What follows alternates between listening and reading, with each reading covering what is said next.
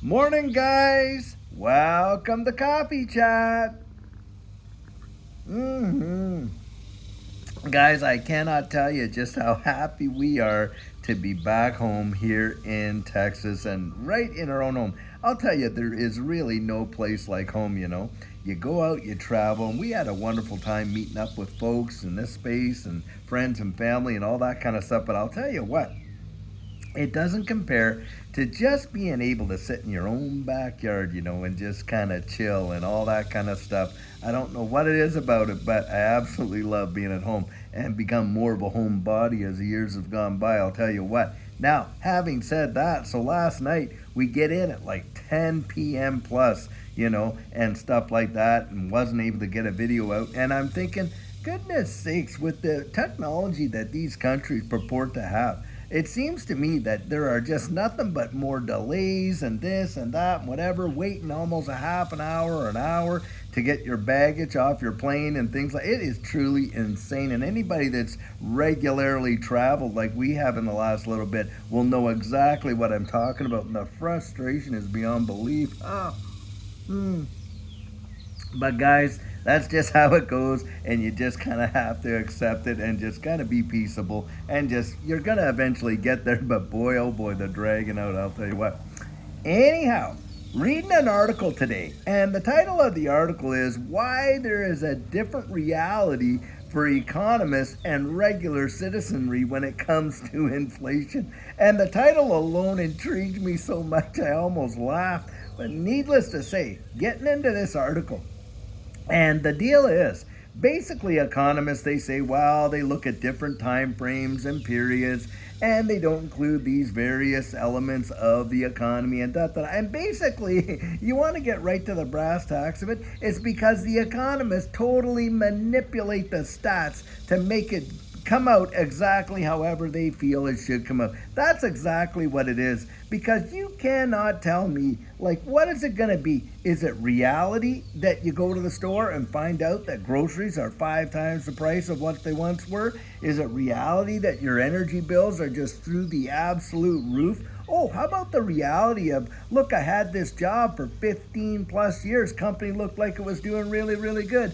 Then all of a sudden, bang, I'm out of a job and trying to replace it with 3 part-time jobs and all this kind of stuff. And it's literally the thing that I look at is these guys just, they look at it like so analytically and without any compassion or understanding for people, and they come up with numbers, of course, that their employers, and who are they? Hey, it's right up there on the hill, are wanting them to come up with to make it look like, hey, things are turning around. I saw a quote in this article how Jerome Powell saying, well, I don't really understand how people can't be happy about, where their economy is or what the things are that cause them. And I thought that is absolutely insane. If he really did say that, then the guy is totally and completely out of touch from reality. And that's what I feel is going on with a lot of these politicians that have been in office for 10, 20, 30, 40 years, as we say, and they're just so detached.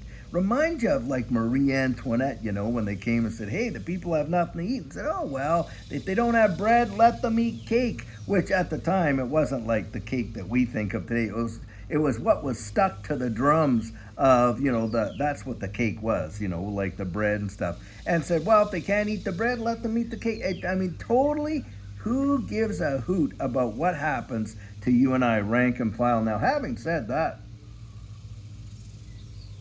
in yesterday's coffee chat, I was purporting how Gavin Newsom out there is going to court. Now, get this, going to court to fight, this new taxation that basically citizens shouldn't have the ability to have a voice in whether there's major new taxation and stuff like that.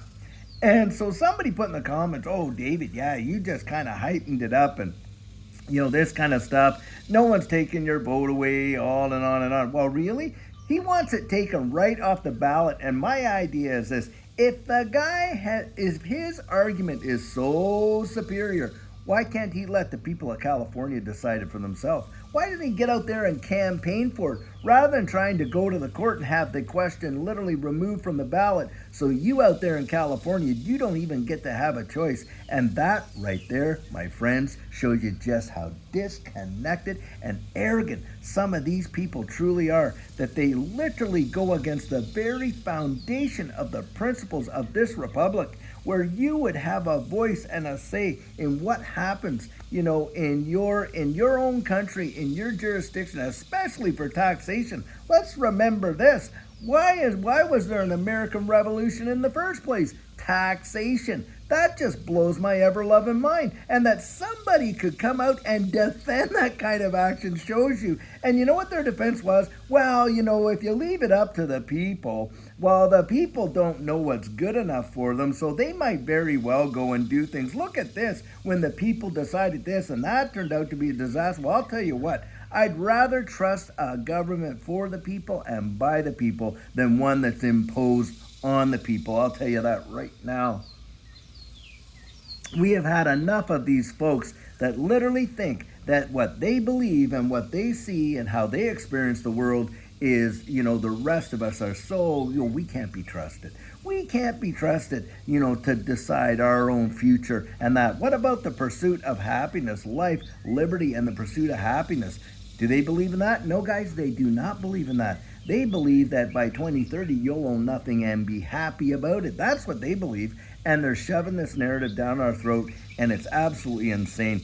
And I'll put the link to the article that I just mentioned there and how absolutely mind-bending it is to think why there's a different reality when it comes to inflation by economists and you and I as the average citizen. But to see some of the stuff that's going on, we have got to get out there and literally get our voices heard.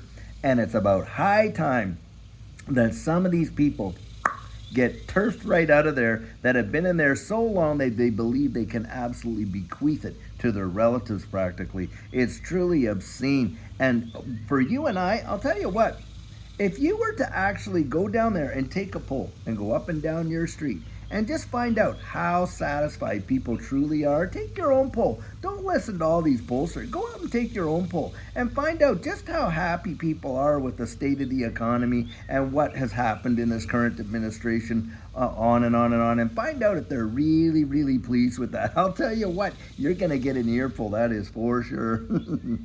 And having said that, this digital asset space, I kid you not, right now, a lot of people are looking at it, oh my goodness, everything's good. Guys, don't buy it, don't buy it, don't buy it. Something that I want to bring out here is this, and we reported on it there last week, how second mortgages are now getting backing by, Freddie Mac and all this kind of stuff. Well, guys, guess what's going to happen with that? A lot of folks are going to look at the equity in their home as a ATM and a piggy bank. And what are they going to go do? They're going to go out there, consolidate their debt, pay off their credit cards, do this and that. And then the government's going to come around and say, oh my goodness, look how absolutely phenomenal the economy is. People are paying down debt, this and that. Not telling you that they just translated one kind of debt for another kind of debt. And then what's going to happen? Well, guys, they're going to build us right back up to another crisis like they always have. And then it's going to be a big gong show. But as we get closer and closer to this selection date, I'll tell you what, you watch and see what happens, and they are going to pump these markets. I absolutely believe it 101%. And so you want to keep your ear to the ground and your eye literally fixed on your goals and things like that, because I believe we are going to see something phenomenal and the opportunity is going to be there. That is my personal belief. You go out there, like I say, and you take and you research it, you get all the facts together and decide, the way you're going to handle it. But I'll tell you what, guys, I am not believing this nonsense that these guys up there are trying to, shove down our throats and all this and this and that. And the people that will get down and purport that, they're not. I'll tell you one thing right now. They do not believe in a government for the people, by the people. They don't. They think there should be one that should be imposed on the people. That's how I look at it. They do not trust that you and I had the good common sense to go out there and elect and vote on a lot of these things that they're putting out. I'll tell you right now. And for Gavin Newsom in California to come out with that, to me, is utterly obscene, especially when it deals with taxation right there.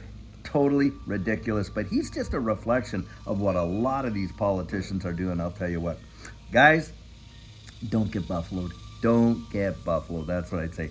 Anyhow, guys, it is Wednesday. And I'll tell you what, I sure hope you're having an amazing hump day and middle of the weekday. I'll tell you what. And until later on, when we have a fabulous video for you, have a great one and take care.